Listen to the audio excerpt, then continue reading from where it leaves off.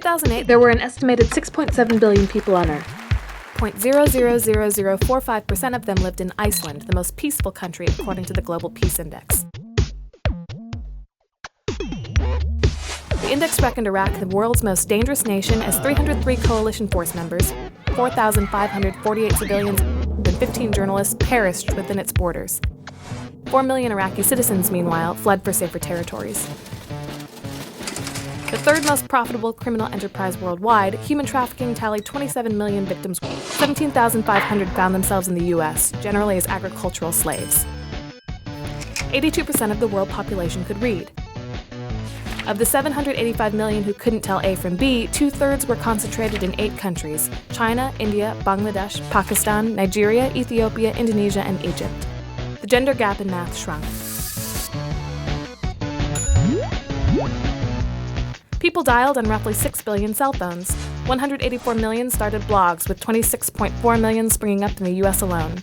China surpassed America for the highest number of individuals online. The United States made history and elected the first African-American president. At the Beijing Olympics, Michael Phelps set a record for winning 8 gold medals in the swimming category, the most gold at a single Olympics. The Dark Knight reigned as the year's top-grossing film. Francis Bacon's Triptych 1976 became the most expensive work of contemporary art ever sold at an auction. China surpassed the U.S. as the nation with the highest greenhouse gas emissions. Carbon dioxide levels worldwide, meanwhile, rose to 387 parts per million. 350 remains the magic number to avert a doomsday scenario. 20,000 free bikes were provided in France, home to the largest free bike program. A windpipe became the first lab-grown organ transplanted into a patient using her own cells. Astronauts aboard a space station successfully converted urine and sweat into drinking water. Cheers! The Large Hadron Collider started accelerating particles. Among other scientific wonders, it sets out to discover new dimensions and understand dark matter. 1.2 million more U.S. workers lost their jobs in the first 10 months of 2008, ballooning the unemployment figure to 10.1 million. Over half of those posts disappeared after August 1st.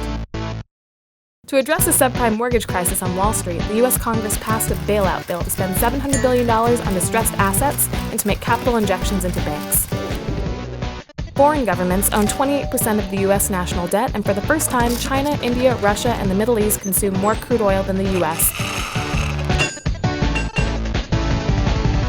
Our global problems loom larger than ever before, but our collective capacity to overcome them is larger still. Welcome to 2009.